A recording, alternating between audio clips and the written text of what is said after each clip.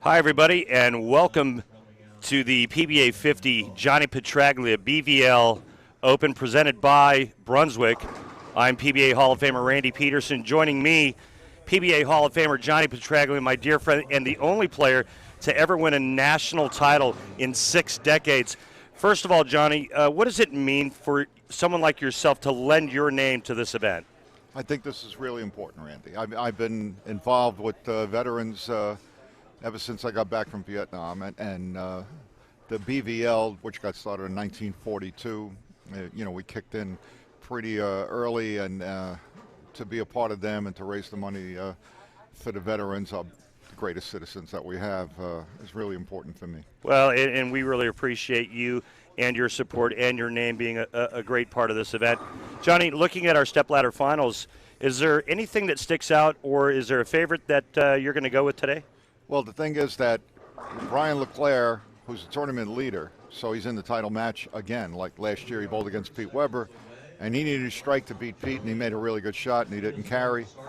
So there's a lot of heavy hitters that's going to come up against Brian, but I think Brian might be ready this year. All right, Johnny, looking forward to your commentary. Folks, the stepladder finals starting right now.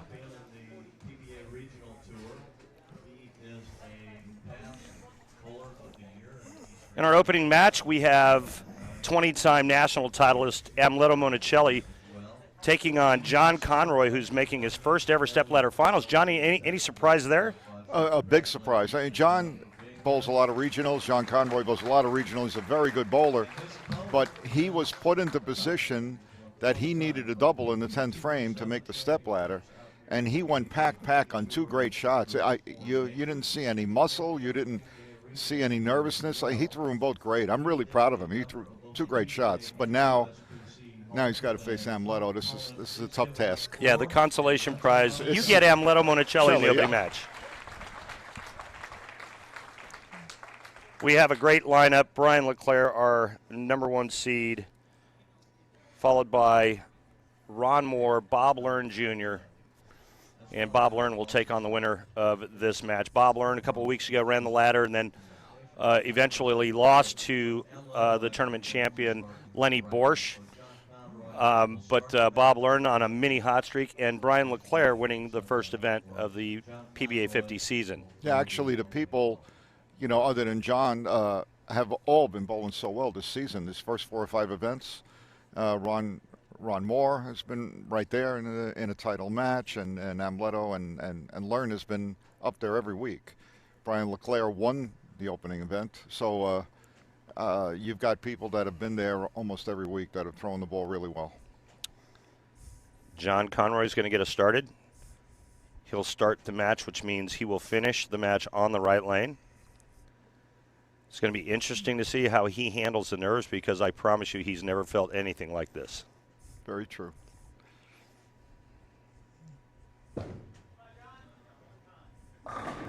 Wow. Boy, that was a problem, wasn't it? Just way to go, John. He threw that ball like he's been doing it his whole life. Pretty good opening shot there. Yeah. Typically, John, does he loft the ball? Yes, he does most of the time. He is, and he loves to play out. He'll try and be further to the right than everybody else on the show. John likes to. If he has to, he'll get firmer to stay out, and or shell down, to use less bowling ball. First shot of Hall of Famer Amleto Monacelli.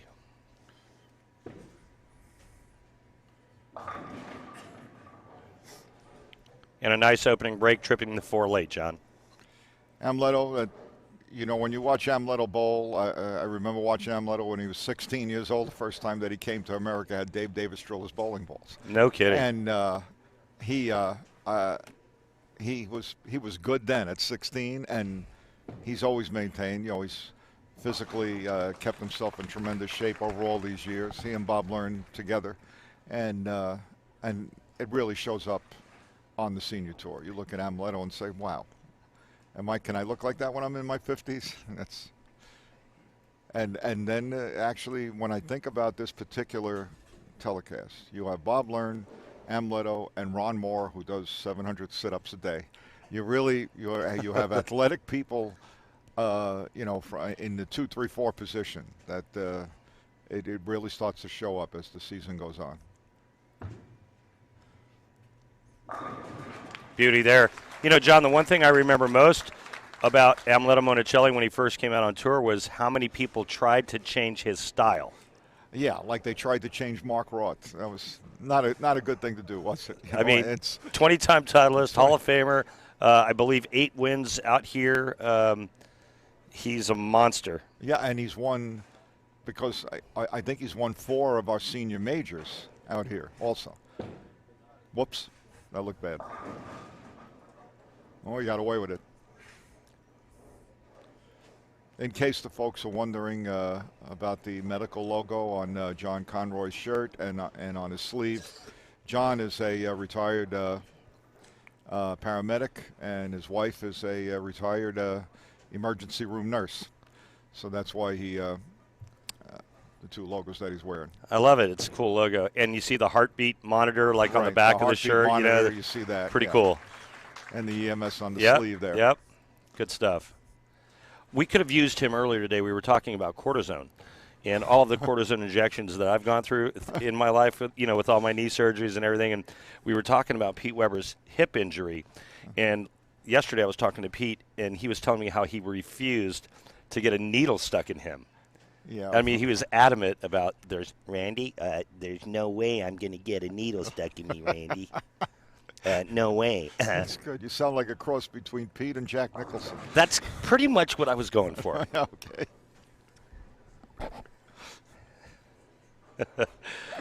John Conroy coming in just a little bit light here.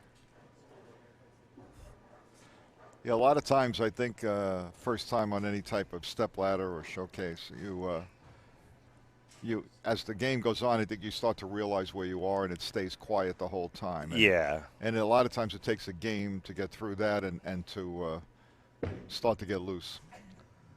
Well, he's up against the kind of murderer's row. When you talk about Monacelli, Bob Learn Jr., Ron Mohr, Brian LeClair, I mean, these are folks that are proven winners. They've been here before. And at some point, that's going to have to sink. That'll register. Exactly. I think, and whether you're in John's position or even a little bit more seasoned. Way to go, Amleto. Great shot. And how great does he still throw it, John? He throws it tremendous. He looks just like he did when he was 30. It's amazing. He really does. Last year in Newport Richie, I qualified 5th to the telecast, and my first match was against Pete Weber. And I remember saying, oh, well, if I should get by this first match, terrific. I get to bowl Walter next. If I get by that one, I get to bowl Walter Ray, and Parker Bone, and if I win that, I get to bowl Norm Duke. So the ladder just keeps getting higher. Yeah. And I'm sure that John is thinking the same thing. Amleto's kind of changed his starting position a bit here. Yes, he has. Yeah. Obviously, to change his role. How about that hit? How about that? The scout taking out the 10, and that's hard here. The one thing about here is you leave so many corners. Yes. And that didn't happen too often this week. I watched it for 2 days. It looked like me bowling league. Are you leaving a lot of wraps in league? Oh my gosh. I went up to 16 pounds, John. I can't get the corners out. I leave less week 10s, though. I'm happy about that.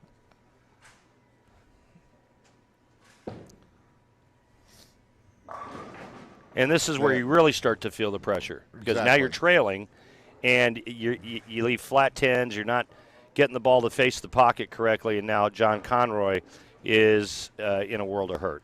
Yeah, and if you don't throw it just perfect, and you hit anywhere around that half to 3/4 spot, you leave a 10-pin every time. Yeah, every single time.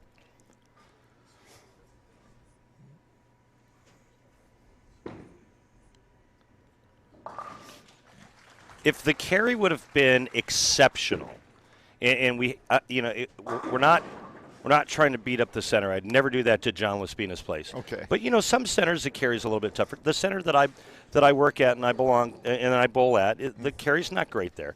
And then there's some centers you go to and you just touch the 1-3 or the 1-2 in your case and you strike.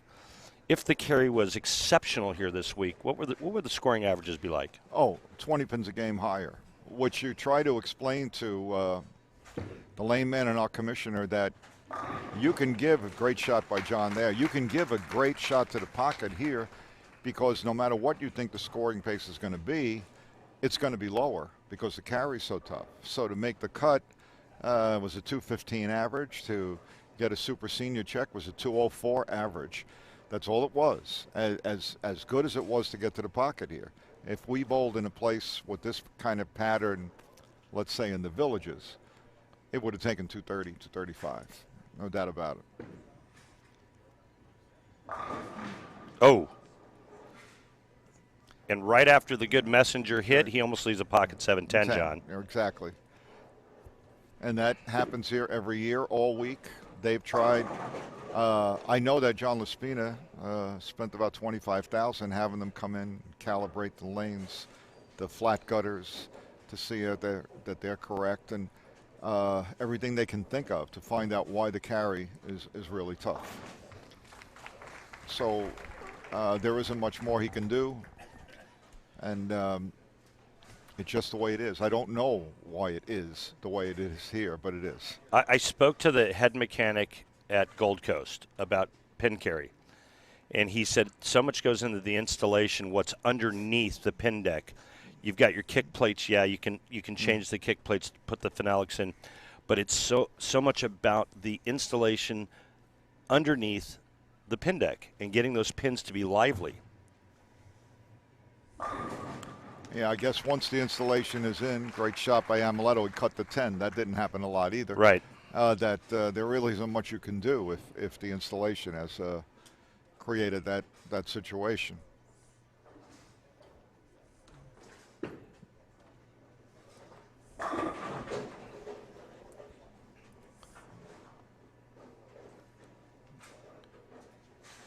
John Conroy right now can cut the deficit.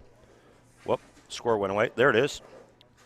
He can cut the deficit to, it looks like 13. Came off the ball a little. Oh, solid 8. Oh, Johnny, we don't call it that. We don't call it a solid 8? No, we don't reference that hit. That hit? Is that right? We don't reference that hit on Extra Frame, John. Okay. All right. Well, fill me in. What do you call it? That was a tap. A tap. Yeah. A tap. You can reference it on Extra Frame when I'm not here. Now I fully understand. And Ernie Schlegel's not even on the show. You can't mention his name. Name either. Right. That would be taboo. Wait a minute, John. Hang on. I got a phone call. It's my therapist. That's your therapist. Okay. All right. Well, that was a terrible break because he could have cut the deficit to 13. Right now he's going at 196. Amleto 219 halfway through our first step ladder game for the 2017 PBA50 Johnny Petraglia BVL Open presented by Brunswick. We talk about a lot that you were responsible for getting me my first ever ball contract with Brunswick back in 1989. 1989. It's what had happened then was, to be honest, my boss brought me in to Brunswick, and the staff at that time was Dave Davis, Dave Sutar, and myself. And he said, John, the staff is starting to get a little bit long in the tooth. We want to hire some more guys. Think about that. He thought I was long in the tooth in 1989. That's pretty good. And obviously Davis and Sutar are older than me. Yeah. So he said, we need, I'd like to sign 3 people and younger guys that you think will be doing well on tour, and give you a couple of months. Tell me, and I said, I don't need a couple of months. And he said, no. I said, I know what 3 guys I would go after right now. And he said, who's that? And I said, Randy Peterson, Amleto, Monacelli, and Parker Bone. And wow, that puts me in some really big company. Yeah. Great shot. Great shot. And he said, okay. And he went after all 3 of you. All 3 of you signed, and we had that really great staff at that time. Yeah, it was some really good times, and we did some great things there. I was there for 12 years, and took a year off, and then I've been with Storm for 17. Imagine that. Yeah, I've been with Brunswick 46. Well, we talked about that earlier, that you've been with Brunswick almost as long as I've been alive. Amleto looks sharp. He feels comfortable. This is he's getting out of the ball so clean. You know, a lot of times he used to jump on it, but now it's just, and he's throwing it so well. Got that one in a little bit, going left to right, and it just kind of stayed in the oil line a little too long. But he's in a great position right now and in complete control of this opening game. I think you're right, John. His ball looks like it's cleaner off of his hand, and you know, he's always had the great positions, the hand underneath, and his swing and his footwork, and of course being in great physical shape has always been a huge advantage for him, not only on the regular tour, but once he came out on the PBA50 tour. He really looks very happy. No, maybe that's the wrong word. Maybe comfortable with himself. Yeah. You know, he looks, when he's bowling, I don't see him he's getting any mad right. anymore, throwing his hands in the air. If he's getting a couple of bad breaks, he feels like he's bowling so well it doesn't matter, I'll come back. All right, John, this is a absolute must right here. If John doesn't throw on this next strike in the 9th frame, then he's got to root for a disaster. So this is John's big shot at a match that could keep him alive, because one mistake by Amleto could let him back in the game.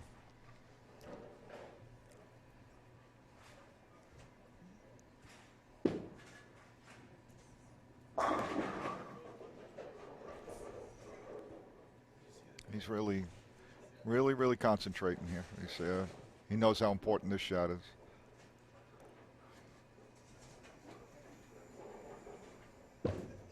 Pretty good. He's going to make it. Oh, it hooked up on him. Wow. Solid 4. Well, Amleto is. He needs a mark in 2 frames. He put himself in a good position. But we're seeing what happens in this house. John has missed the pocket 1 ball. Amleto hasn't missed the pocket, and it's 220 to 190. You know, and in a good scoring house, the scores could be a lot higher. I wish. I don't want to get too controversial, but I wish somebody from the USBC is watching this, because instead of coming up with these patterns to try and make it tougher to hit to hit the pocket, they should be working on something like this, make it tougher to strike. Right. So you could put down a predictable pattern. Correct. And the scores would still come down. I always feel like, well, what's our solution this year? Let's come up with 5 more patterns. Right. We'll name them cities instead of animals. Whoops. Hang on. Game's not over. Just like that. Hang on. The best Conroy can shoot 205. Amleto's going at a 220 pace, but he's got a big split now. Well, there's a surprise. He might have got a little too relaxed once Conroy didn't strike. If he doesn't cover this, he'll need a mark in the 10th. And we've seen crazy things happen on both tours.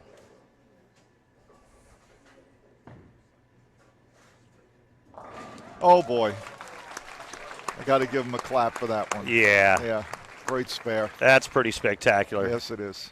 What a monster.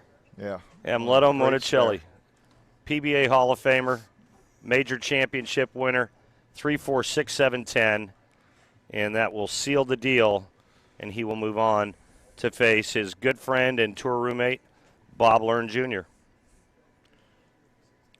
Yeah, that was really a great shot. And now he just needs some kind of count on the first ball. That's enough. That'll be a winner. Now, Johnny, what's going through Amleto's mind now? I mean, the last 2 shots on the left lane, both flat 10s, kind of pushing a little bit too long. He goes high on the right lane, and now he's getting ready to go up against Bob Learn Jr. I mean, as a player, what are you thinking going into the next match? I think that what happens here, you're almost in that micro move situation, because you know you're in the right part of the lane, and you know you made some good shots, and all you can do on a situation like this, to me, is to bring your eyes in a couple of inches, try to get the ball to move just a shade sooner, which is what he might have tried in the 9th frame. That went through the nose. That would be the only disturbing thing. But he knows that he and Bob Learn are going to be in essentially the same place, so the oil is going to push a little bit further down the lane, probably create a little more hold, and where he threw that fill ball, he's going to remember that. Big question for him, though, is when he comes back to the right lane after leaving the big split. Yeah, exactly. All right, what's the move? Do I move 2 and 1? Do I move 3 and 1? Do I move 4 and 2? Or do I move vertically instead of horizontally? Right. That's the other thing. Well, it was a great event for John Conroy. He's going to finish 5th. Yes. Amleto will move on to face Bob Learn Jr. We will bring you that next match. The PBA50 Johnny Petraglia BVL Open from Farmingdale Lanes in Farmingdale, New York. Long Island, everybody. More action coming your way. Stay with us.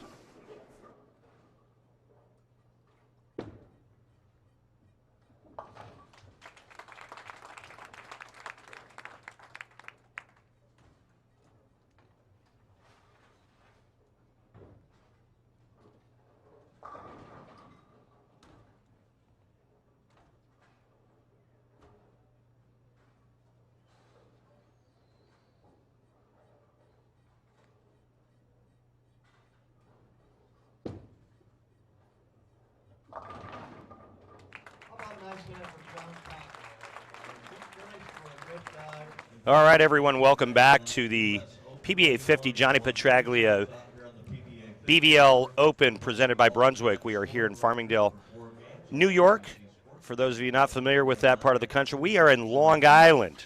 Randy Peterson joining me, PBA Hall of Famer, my great friend Johnny Petraglia. Johnny, great match one. Now you've got the two best friends and tour roommates going up against each other. Your thoughts? Oh, this is going to be tough because they two terrific athletes, two guys that work out together in the gym as well as bowl together, do clinics together. And what do you do when you're bowling? Your best friend, your roommate, the person that you work with, you just have to let it go for 10 frames, and I got to strike every ball. I love the guy, but I love me better, and you've just got to get into that mode to win. It's a great point. Now, here we are in game two, and already, I watched the Players Bowl, a 5-game block and a 6-game block, and they were not this deep. That's right. And so after 20 minutes of practice and one game, the players are deeper than I've seen all week. Now, who do you think has an advantage in this match? I feel that the deeper they get, that Amleto gets the advantage. I think Amleto, because his swing tucks so much and he likes to send it, that he feels really comfortable the deeper he gets. Bob Learn loves to fire the ball. He loves to try pick up speed, and if he could get, for instance, all the way out to 5, he'll go 5 to 5, and he feels completely comfortable like he did in the Villages. Right. So I would give Amleto the slight edge as they move in deeper. Okay. Is it a power thing, John? I think it's not only a power thing, it's a vision thing. It's what the picture that you like to see on the lane. And that can put you right into your wheelhouse, into your comfort zone if you're getting the picture you want to see. That's a great point. So much of it is visual and visualizing the shape of the shot and then creating it. Exactly. It's a lot of times it's the way you were taught, what you get to see and what you like the best, the center you grew up in.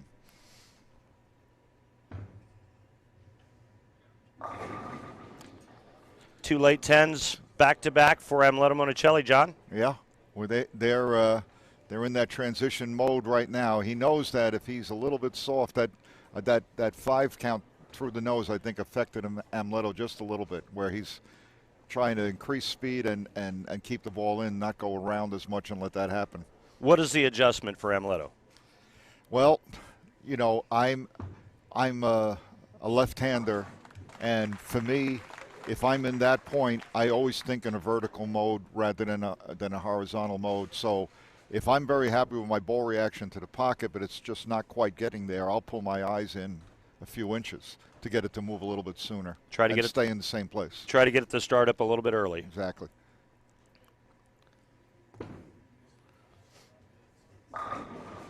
Boy, he got a ton of hand on that shot. Boy, did he ever, didn't he? I mean, he really leaned on that one. Bob may have to change the finger inserts on his bowling ball after that shot. And that one looked like he threw it off his back leg. He I got know, so much right? hand into it. He did. Oh, my goodness. Blows in that thumb hole, John. What's the purpose for that? To get the moisture out. You want that. You don't want that thumb hole to feel a little grimy and stuff, so you blow in it, and after a while it becomes a habit. But it does make you feel like it's dry and you're going to be able to hang on to it. Wow, he looks sharp. Players running it out when the ball gets to the arrows is usually a good sign. That's a good sign. He's happy with his look. And so if this keeps up, I may look like an idiot. You know, looking at his ball reaction now, to me it looks like Amleto needs to create more angle because his ball is sitting in the oil longer and it's coming out of the end of the pattern later. So it looks like he needs to start circling just a bit more to get the ball to face up to the pocket like Bob Learn's ball's facing. Yeah, it's still a little bit in, but that's what happened.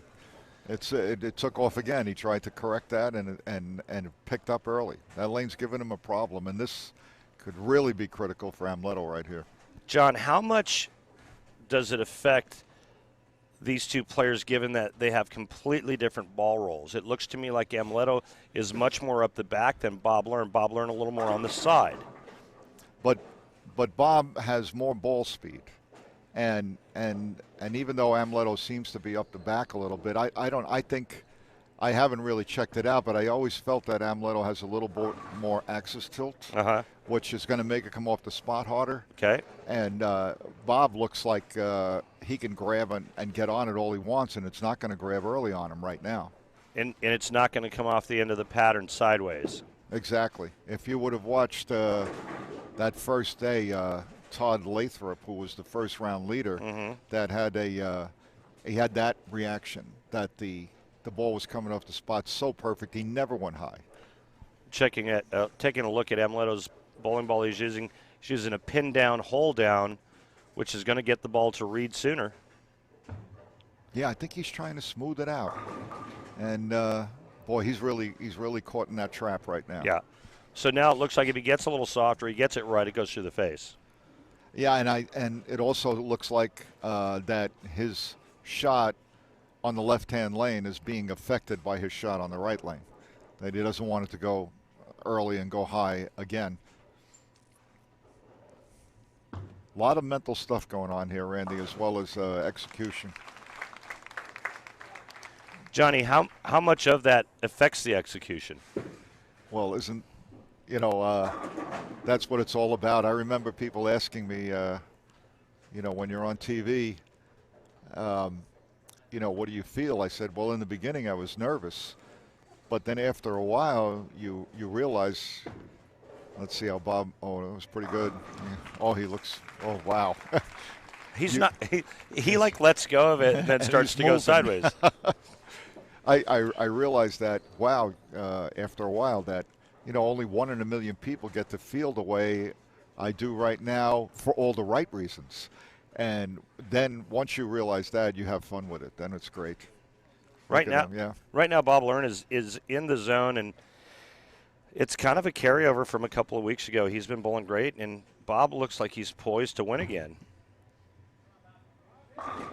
Yes, it does. Wow. He flushed 5 in a row. That one was in a little bit, and it didn't labor. It made it all the way to the pocket solid. See that backswing a little bit behind him, but for us older guys, that's actually helpful to get the ball to feed to the right. Exactly. The young guys get the ball out, they walk left, and then they have that big tuck to the inside. Yeah, which makes them automatically feed. Right. Amleto still has that. He still has that. Brian LeClair has that.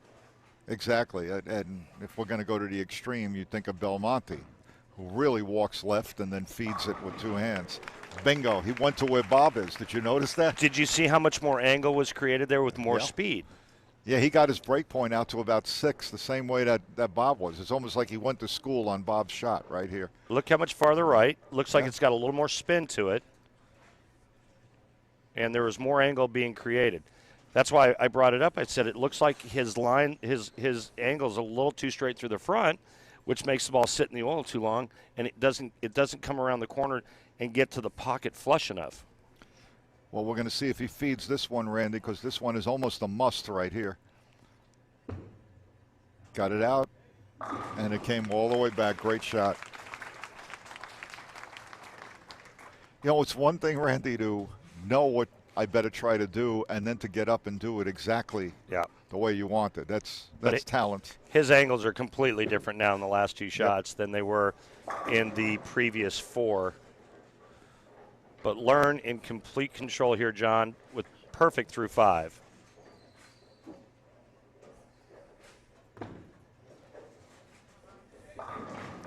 Oh, no. Oh, look at how quick the complexion can change. You know, just like that, if he gets 9 out, you're bowling 227, and you know he's thinking if Amleto gets 2 more, it's a 15-pin game. I had the whole game locked up, and all of a sudden I don't. Bob Learn Jr. goes a little bit high, leaves the 4-10. He's going to try to slide the 4 into the 10 to remain clean.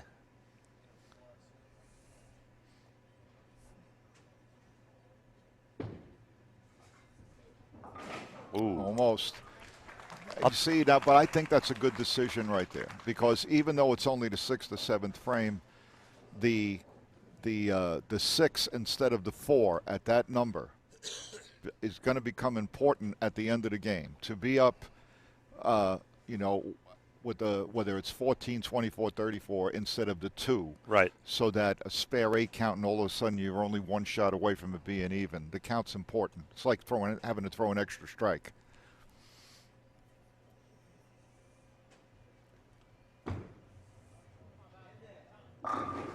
Yeah, that was great. He looks just as good as he did 2 weeks ago when he was firing it straight up first arrow. Yeah, he does. He's really been in a good spot lately. He's throwing her very, very well. Folks, this is better than ESPN Classic. I mean, you've got 2 guys, PBA Hall of Famer, a guy that once averaged 280 on television. You were on that show. You were a recipient. I got it in the title match when Bob Learn averaged 280 for 4 games in Erie, Pennsylvania. Guys are going head-to-head. Big shot for Amleto. Yeah, good shot. Oh, wow. Overhooked on him. Got it too wide too quick. Right? It looked like it was even farther right. He needed that hit, though, to get back in it, Johnny, and time is running out for Amleto. Yeah, that was a really big hit. He needed to throw these 2 to really put pressure on Bob. So, John, let me ask you this. He goes flush when he changes his angle. Learn gets up, who's perfect, and goes high on that same lane. If you're Amleto, do you make a move prior to this shot? I do think that there has to be some consideration that maybe I won't throw a 100% shot. I'm pretty happy with the shot I made the last time. We don't know that he made a move or he just missed the board wider than he did last time. You know, you would have to ask him that, like, it wasn't as good a shot as the previous shot. There's a good look there to your left, Amleto's wife, and sitting next to her, Bob Learn's wife. And you know, back in the day when we were on ABC television, you had the wives sitting next to each other. Awkward. Oh, awkward. That was brutal. I don't know how they could do that. I know, right? I mean, how did there was never a cat fight? I couldn't figure it out. Yeah, amazing. Great control. The wives have great self-control. Yep. Look at that. Well, there's nothing wrong there except you got hosed. You got hosed. Yeah. It's extra frame, John. We could say hosed, or we could say he got screwed, but he got screwed. Probably not on the network. Oh, wow. He almost left a pocket 7-9, which he's left a few of those this week. Yeah, that hit so hard. There was no deflection at all. Yeah. And Amleto's run looks like it's getting near to the end. Depends on obviously his opponent, but Bob Learn, you know, he's throwing it great. He's in complete control. He's going to make a move here, John, and I expect nothing but 10 in the pit here. He might get it in a little bit. We'll see. This could be a flat 10. He's not taking chances. Packed. You know, it looked like he got it in a little bit, but it flipped so hard in the back it didn't seem to matter. Watch this. The ball goes through the pins so hard, it creates its own vortex, and it just sucks 10 back. Yeah. But really, unfortunately, Bob's rear end was in the way. Yeah, Thanks a lot, Bob. It was like a vacuum cleaner, though. He just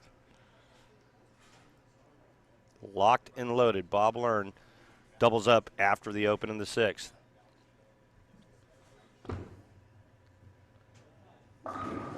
Look at that. Oh, trip 4. Now, that hasn't happened this week. Trip 4. That was like trip 4, 7-10. 7-10. Nobody's tripping the 4 or the 6 on the left. That's a big break. That's the lockout right there. What was nice was the reaction that Amleto gave Bob as he came back off of that shot. And that's the class of Amleto Monacelli and showing you the friendship between these two. But this guy right here is one classy guy. I don't know of anybody that doesn't like Amleto. And he's been that way throughout his entire career. Now, here's one thing to bring out. Here's a typical of what can happen when the carry is tough. Sure, there's going to be big games. But Amleto has one ball through the nose for the big 5 right there. Every other ball has hit the pocket. He's bowling 189. The best that he can bowl is 199. Right. And so now if you have a 250 or a 240 and then you bowl 189, you come back with 230 and you look at all the scores together and you say, look at how great the guy is bowling in the 2 big games he bowled, but, you know, he shot 670 maybe, and he averaged 223 for those 3 games. It's nothing outrageous. Agreed. And that's what we saw for the last 2 days, John, was the corners, the carry, and how it so dictated what the player shot because it wasn't tough to get to the pocket. Exactly. And boy, we've been so used to what we've been watching for the last couple of days. That shot there that cut the 10, you go, wow, that was really good because nobody's cutting the 10 on that hit. Right. So when it does happen, you're surprised.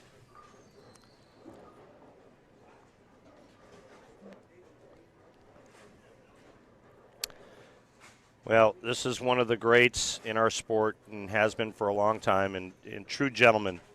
Amleto Monacelli from Barquisimeto, Venezuela, now currently living in the Miami area, South Florida, with his wife and doing very well. And it's always great whenever we get a chance to see Amleto on Extra Frame. And he gave us a great highlight in that first game. Yes, he did. Coming up for Bob Learn, who is going to advance, will be Ron Mohr.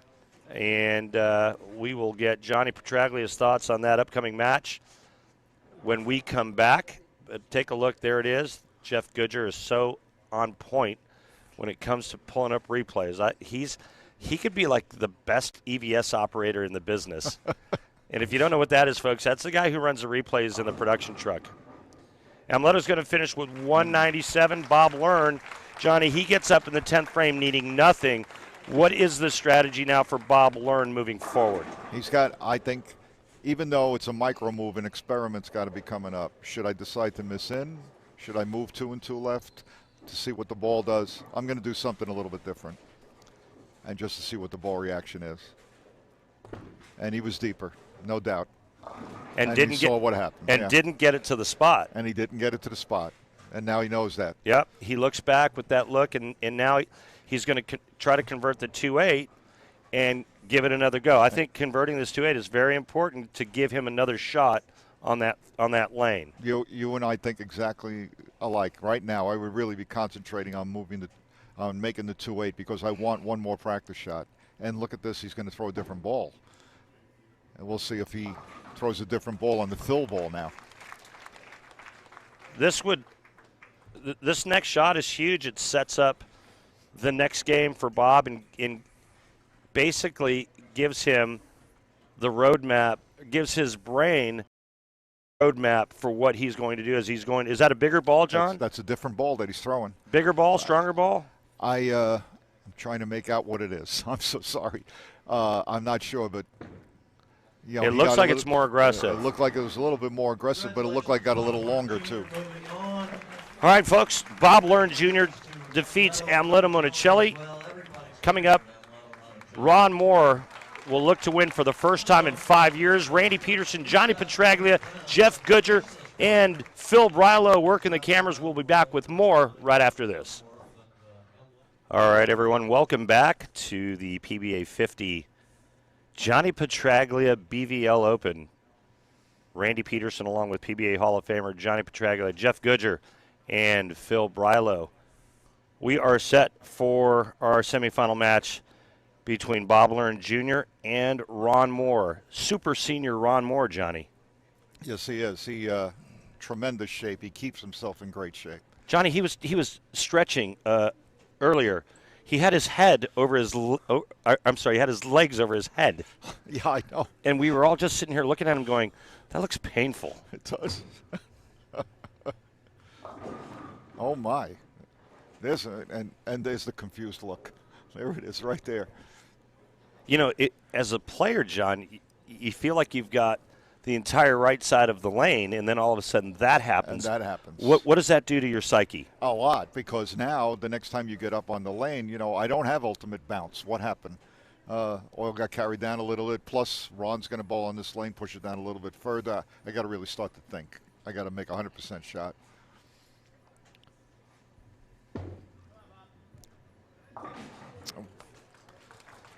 Well, try, but a bad start. Ron Mohr getting up now here in the first frame. Hasn't won on the senior tour in 5 years.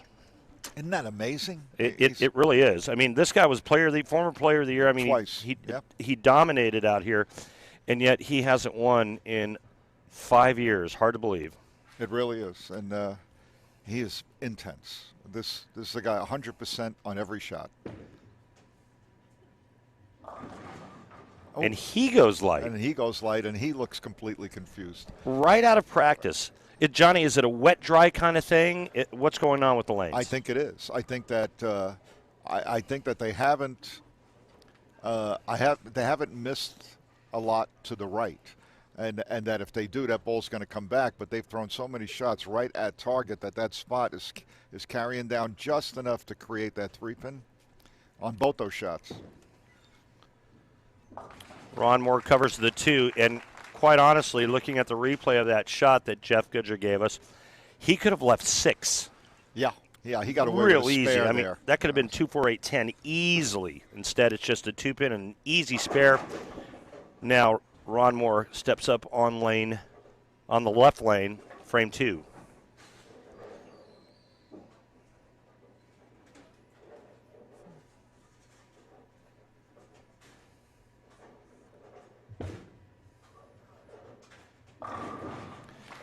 Did he like that? I don't think he did. I think that. That's why I asked the questions, Yeah, John. okay, we both saw the same thing. That's what I saw. I don't think he was happy when he let this go. I think he thought this was going through the face. Oops. Wait a minute. That's exactly right. Wow, the lanes are tightening up. Ball change. And it sort of labored right in the back end. There's that 10-pin. John, take a moment and talk about BVL and Bowl for Veterans. Well, BVL was started in 1942 by a ladies' bowling league in Wisconsin to send care packages to troops overseas. In 1946, they opened their first official bowling center in a VA hospital, 4-lane center. Harry Truman threw out the first ball. Wow. And they raise about $1 million a year. It was originally the Bowlers Victory Legion. It changed to Bowlers to Veterans Link.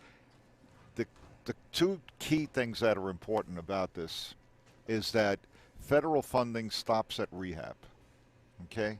After that, everything is a donation. So you have the money for people that are going to rehab every single day.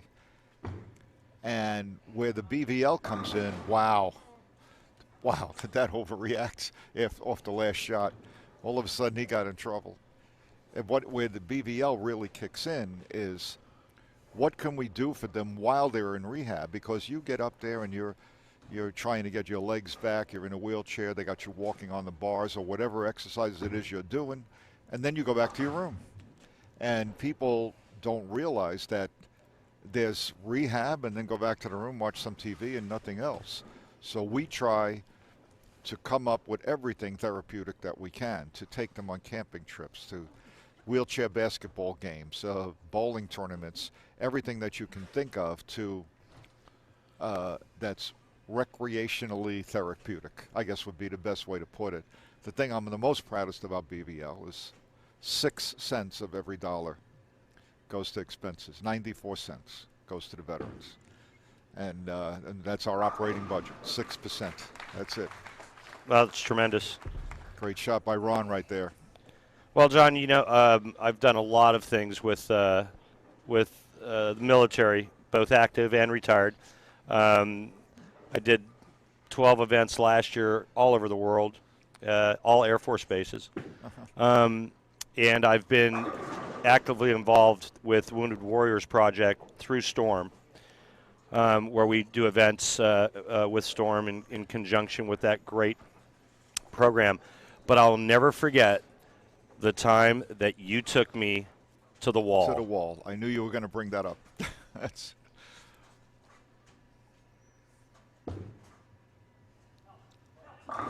Wow. Threw him great. He's got something figured out there. Yeah, and he's getting his ball to read and then stand up. And then stand up at the back end. Yeah. Which Bob didn't have right now, these first few frames. The lines have completely changed. They went from kind of more rainbow, get it to the right and have it come off the spot, to now let's get a little straighter through the front. Yeah, I think that Brian LeClair on the sidelines has got to really be thinking now the way that he wants to approach it. It is a third bowling ball. And that ball hooks like crazy. Johnny, how does a player go from what Bob Learn had a game ago to now having 0? You know, it's amazing that the lanes can change that fast. A little bit, I think it's you got to make sure that you don't lose focus. It's got to be, you know, let's analyze this. I got one game. Let me get back into it. I know that Bob has been telling me that he's been bowling good all year, and it's time to complete the job. And I guess once you get closer to the title match, if you start thinking about that too much, that you might put a little bit extra pressure on yourself.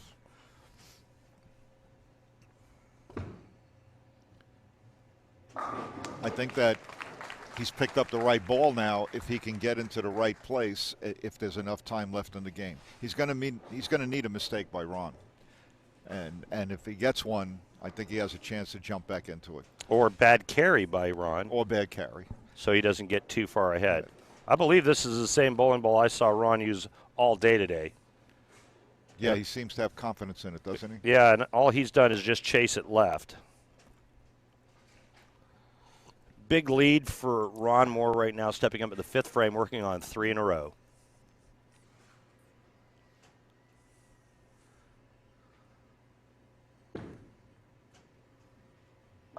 Oh, wow. He looked really comfortable there, didn't he? Yeah, it almost looks like his ball comes off the spot a little bit softer. A little bit softer, and he's throwing it with a tremendous amount of confidence. I think Bob's 2 opens gave him a lot of confidence, gave him that little bit of room so that he really got comfortable. Isn't it amazing how a couple of opens by your opponent frees up your arm swing? Yeah, isn't that always the way? You know, they used to say, well, the way that Ernie runs him out and all this is he can intimidate you. And I always say, no, intimidating me is if you start with the front 7. Right. And I'm intimidated. I love it. That's great. Oh, that's a great. You can stand there at the line and do nothing. I'm intimidated when you got the front 7. Exactly. So. That was kind of Earl Anthony-esque, you know, where right. he never slapped it off or ran it off in your face or anything. He just threw 7 in a row at you. Exactly. He yeah. just bombed them, you know. And then when you ended up against the Don Johnson type, who did run all over the place and threw the front 7, and you knew you better be up a pin in the 9th frame because he's going to throw the last 4. Right. That's intimidating. Yeah. There's some guys on TV in those head-up matches. Mike Albee, you know, you just quietly just kills you. Quietly killed you, and there was just some really interesting guys on television. Yep. And there is today too. There's a lot of good. Yeah, ones. there really is. I love Ron Mohr's shirt. He's a Las Vegas resident, and the back of his shirt it says, we'll get it here in a second. Hang on. Welcome to fabulous Las Vegas or something like that. Right. Well, I had a comment for that in a minute. Hang on. Yeah, And that's kind of what I expected with right there. Yeah. with his role and how deep he is now.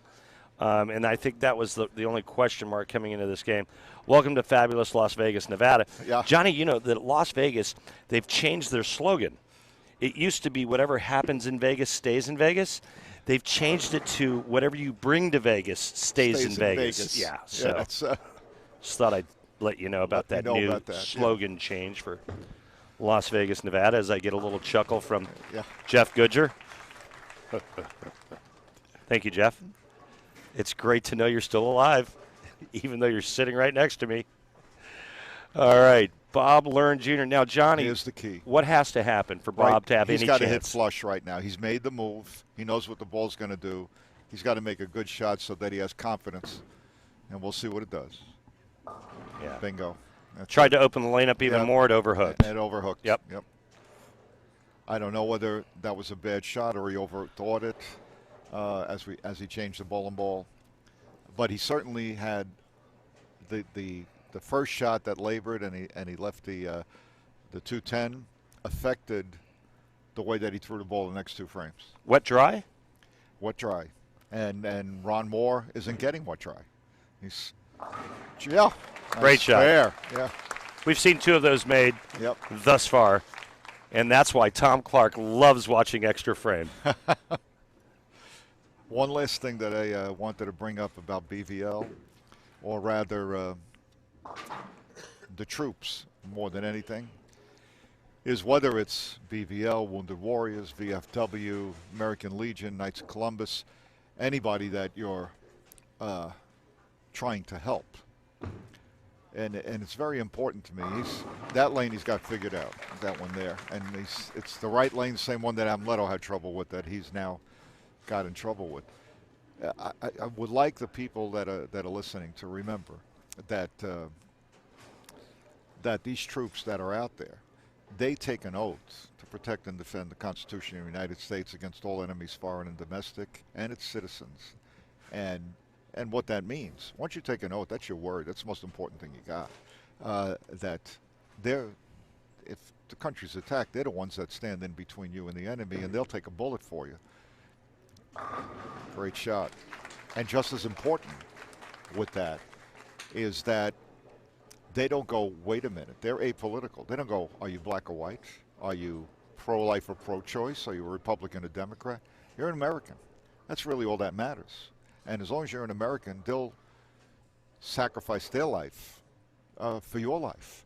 If our politicians that take the same oath would follow the way that the military does, I think we'd be a lot better off. And it's just, I'd like the folks to remember that men and women out there, they're willing to die for us. When you're donating to charity, that means don't let them die without us. You're doing the best to support them. Unequivocally, without question. And I think that's a great point, Johnny. Thank you for that. That was beautiful. I think our country's come a long way in regards to our military and our armed forces and our men and women who serve this country. And it's a good thing to watch. And watching, as much as we travel, as much as I travel, watching people buy servicemen and women their lunch at the airport and giving up a seat for them. And it's nice to see. But, I don't think we can do enough for our folks that maybe are going through some of the things that they're going through, and that's why BVL is so huge. Right, and to protect us. That's what it's all about. Ball change again. Ball change again. And didn't get the 10 out. That was pretty much the match by not getting the 10 out there. It's a very good point. And how things have changed. Like you said, like you brought up when we went to the wall, and you said, I remember you telling me that it's the first time in my life that I saw you dysfunctional. That I couldn't handle it, put two sentences together, whatever. And a lot of it had to do with that. At that point in time, we weren't accepted coming home, and everything was kept inside, and so it would all come outside when you got to a place like that. At least the public today knows, the military has nothing to do with who decided what's the right war or the wrong war. Is he on the wrong lane? He's getting the deadwood. He's getting the deadwood out. A little levity by Bob Learn Jr. Bobby. Love it. Pretty much going to be Ron Mohr against Brian LeClair in the title match, but Bob Learn with a little levity. Good form. That's why we love him. It was kind of a Fred Flintstone-ish approach. Well, Johnny, and just we'll touch on it one more time, but I'll never forget that day and what effect it had on you some almost 30 years after the fact, and that was so profound for me. I was just glad I could be a part of it and share that moment with you. As traumatic as it may have been for you, it was so eye-opening for me and what our servicemen and women went through over in Vietnam, and I'll never forget that moment. And I thank you for taking me there. Thanks, and to the folks out there, when they talk about PTSD, remember it doesn't have to be a life-threatening situation to experience PTSD. If you're a combat nurse and there was a battle going on and they're sent to your hospital and you have 30 wounded coming in, and during the course of the day you lose 4 of them, that's PTSD. Right. That's a bad day, and you'll remember that for the rest of your life. Agreed. Ron Mohr's got a great command. No, we don't talk about that, remember? We don't talk about that. No, that's a tap. That's a tap. Yeah, that's just a tap. All right, folks, it's a solid 8. I'm a big boy. Solid 8 by Ron Mohr, but he's in complete control of this match. He is going to move on and face Brian LeClair. And right now, Ron Mohr is poised to win another PBA 50 title. Hasn't won in 5 years. As they are getting ready, Randy, to leave here. 2 years ago in the World Championships, Ron Mohr and Bob Learn, along with Lenny Borish, who won 2 years ago, and myself, the 4 of us were Senior Team USA, and we won a gold medal, coming from behind to beat Sweden and then Australia for the gold. And I'll tell you what, one of the great moments of my life to stand up there and listen to the national anthem and to have that gold medal placed around your neck. And they're playing the anthem for you. And to share it with, there's Lenny, to share it with the 3 other guys. Yeah. And the ladies who also won the gold for us, it's just one of those great feelings in life. Terrific. The PBA League Series is fun. It's a great time, and it's awesome. But I don't think what you guys went through even compares. You know what I'm saying?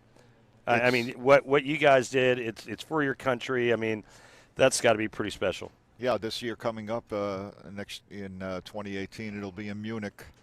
And I'm not sure who Senior USA is going to be. But listen, if you need a guy, I'm sitting right next to you. Well, hey, Hey, I'll come out of retirement. I'll start working. I'm not going. You send in your application. They're accepting applications right now. If I send in my application, they'll just reject it, John. Oh, come on. They'll just reject it, Johnny. You know that. Another great week for Bob Learn Jr.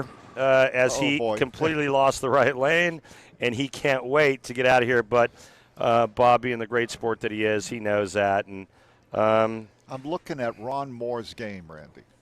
He shot 226. Yeah. He never missed a hole. No, he went light in the first frame. Oh, right. He went light in the first frame. That was it. That was it. And then after that, that. And then he went 4 nines in a row. Never missing the pocket. And never missing the pocket. So this last game could really be interesting. Yeah. I'm not sure what's going to happen. Well, and the way it's been going is I don't think there's a player that has won back-to-back games yet. No, not yet. You're correct. So if you're an odds maker, you got to favor Brian LeClair in this title match. However, you can't count Ron Mohr out. Absolutely not. And, look at that one. Hang on. All right. He's having fun. Love it. Okay. Good job, Bob. Good job, Bobby. Nice week. We will be back with our title match in just a few minutes, folks. Randy Peterson, Johnny Petraglia, Jeff Goodger, and Phil Brylow. It is the PBA 50 BVL Johnny Petraglia Open coming to you live from Farmingdale, New York. Stay with us.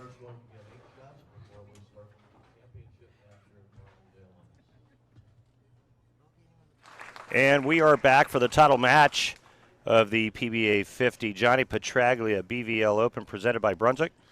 Ron Mohr, Brian LeClair, and Ron Mohr is going to start the match, which means he will finish the match, Johnny, on the right lane. Your thoughts?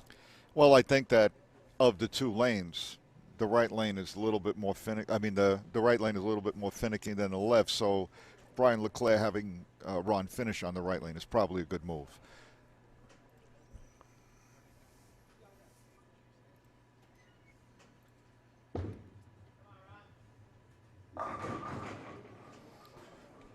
And you see the masking unit there, folks. Johnny, talk real quickly about the bowlforveterans.org website. That's the website. If anything you want to know about the BVL or how to donate money, just go to bowlforveterans.org. Click on all the links that are there. It'll tell you everything that you want from the beginning until now. All right, Ron Mohr starts with a flat 10, folks. This is the title match. Brian LeClair with 2 PBA 50 titles to his credit. Ron Mohr with 8. Brian LeClair winning the season opener in Newport Richey. He was the recipient of a Norm Duke gift when Norm Duke needed, I believe, 9 and got 6.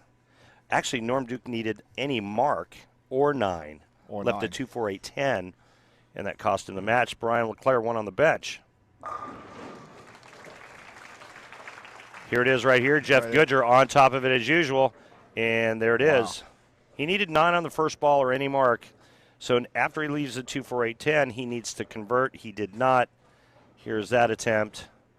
Really close, too, John. Thought he made it. Yeah, he thought he made it. Thought it was really hooking back. And Christmas comes early for Brian LeClair in his second PBA 50 title. Now, looking for his third, second of the year, and a stranglehold on PBA 50 Player of the Year race.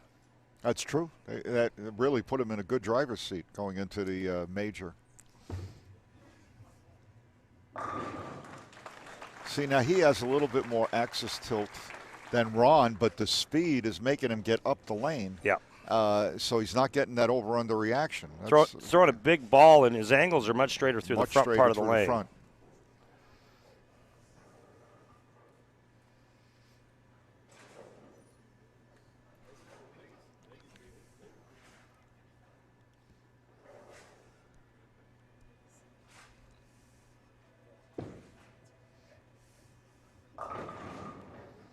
Here we go.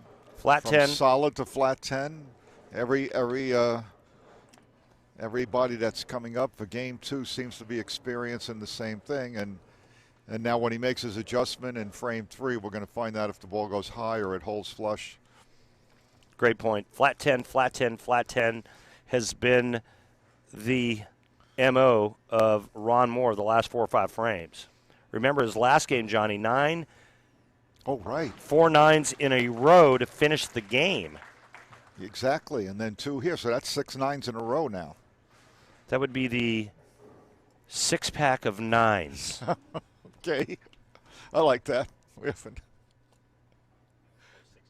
Yeah.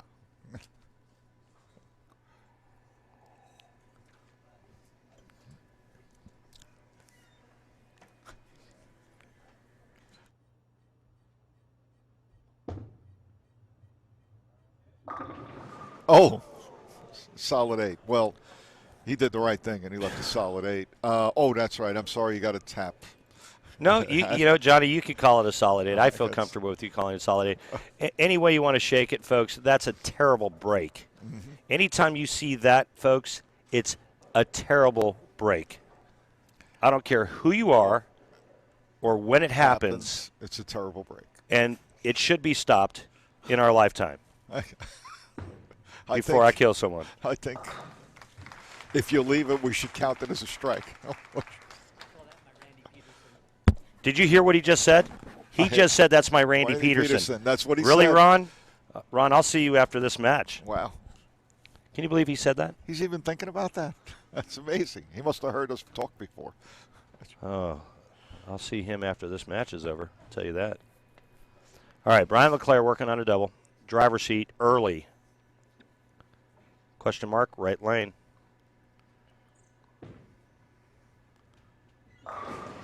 Oh, he carried, swished the rack, got that 7 out late. He's always had that beautiful game, a little bit late timing, but he always hit the foul line so great. Can do lots of different things with his hand, John, and you see the great carry there at the end. It is, and he he's just decided that he's going to play straighter up the lane, and he'll try to eliminate the over-under, and right now so far it's working. Using a big aggressive bowling ball to blend that wet-dry. Mm-hmm. However, nobody's won a game in the third frame, so there's a long way to go. You are correct, sir.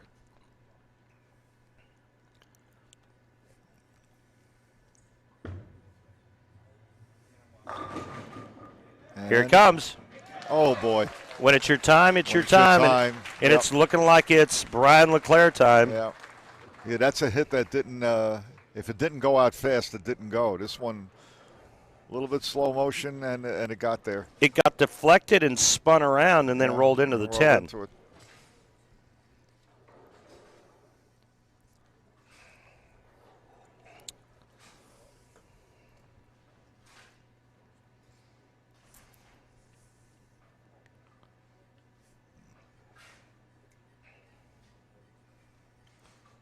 One more flat 10 would be demoralizing. It would be.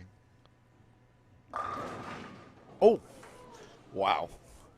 That was almost a flat 7-10. Almost a flat 7-10, and as you mentioned, 7-10. That's his 8th 9-count in a row, not 7. He now has 8 9-counts in a row. Incredible. 4 from the last game, folks. 4 to start this title match. That is incredible. It really is. Randy, before we forget the Lespina family, about everything that they do here, all the money that gets raised, close to $150,000 over 3 years, is because of the hard work of John Lespina and his son Joe and Craig Lagore, the general manager here. They really 500-600 entries we get in the Pro-Am, and that's where all the money comes from to go to the vets.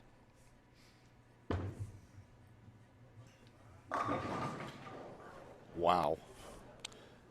9 nines. Yeah. That's it's almost like a German number. Well, you know, if this was no tap, we'd be tied. But it's not. It's not.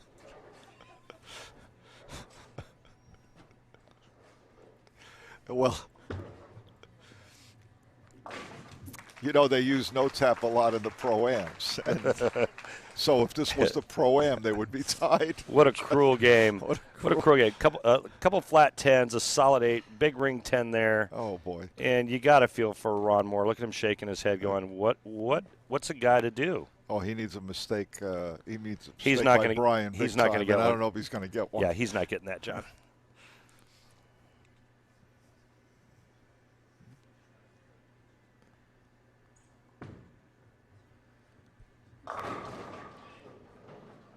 Well, he left a half 10, but it may be, maybe late enough. Yeah, but this doesn't damage your psyche when you start out with a front 4. He comes in light. That was expected with that hit. It's when you're hitting flush and going ring 10 solid 8. That's when it's damaging mentally. Yeah, this is the situation where, okay, I bowled half the game. And as long as I fill the frames, he's got to figure out how to throw a 5-bagger. Exactly. And right now he's 0 for 9, so it makes it a lot tougher. He's got to figure out a way to throw a 5-bagger, and his max is a 6-bagger based on the amount of frames left. Exactly. You're a numerical genius, Randy. Well, and they said there wouldn't be any math. Right now, Brian LeClair kind of feels like he's in complete control because he is.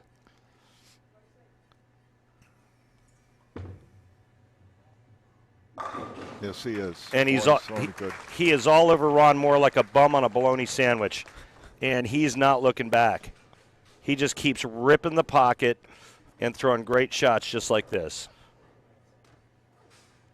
He really looks like sort of locked into the zone.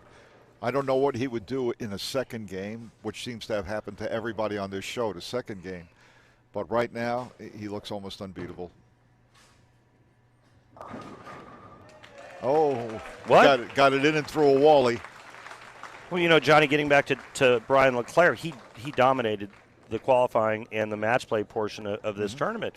And as your number 1 seed, I mean, he had a big lead over second. Yep. So as a former player and yourself as a current player, that has to do really great things for your confidence coming in. Of course.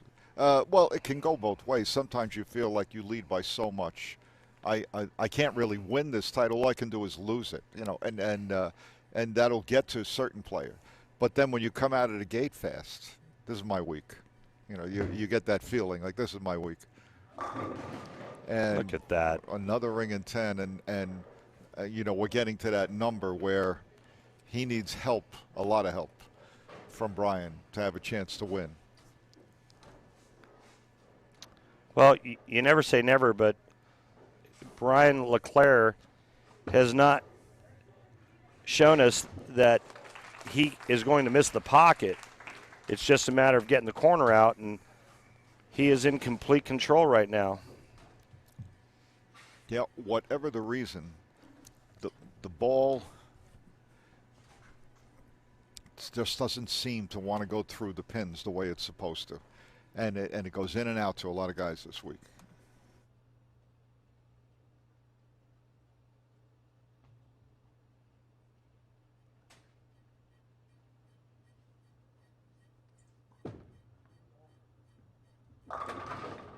Oh, my, look at that. Yeah, now it's over. Yeah. Well, I mean, not mathematically, but for all intents and purposes, yeah, I mean, and again, Johnny, we talk about when it's your time, and look at the rotation on that bowling ball, and then look at the love tap on the 10. Wow.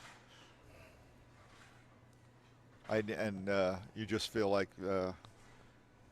right now you feel like he's going to hit high flush unless there's a complete lapse in concentration because you think it's over.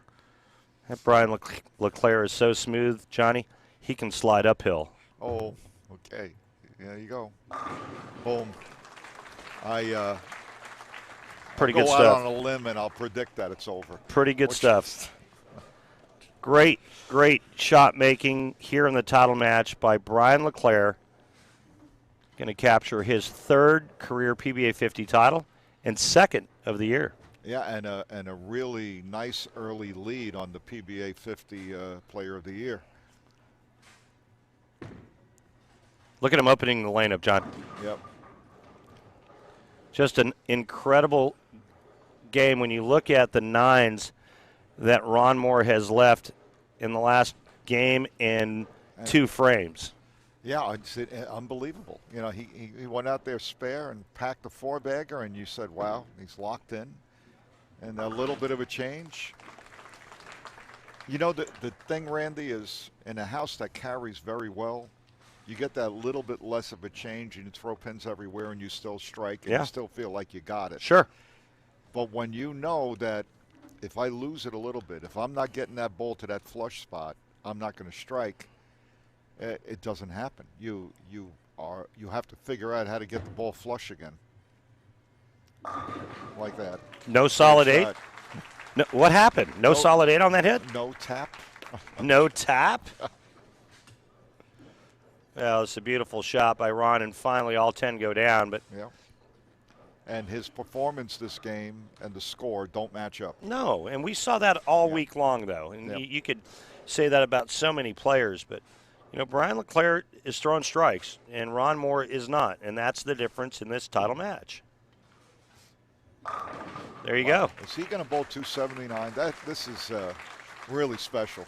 I mean, it's a great performance, but quite honestly, not unexpected.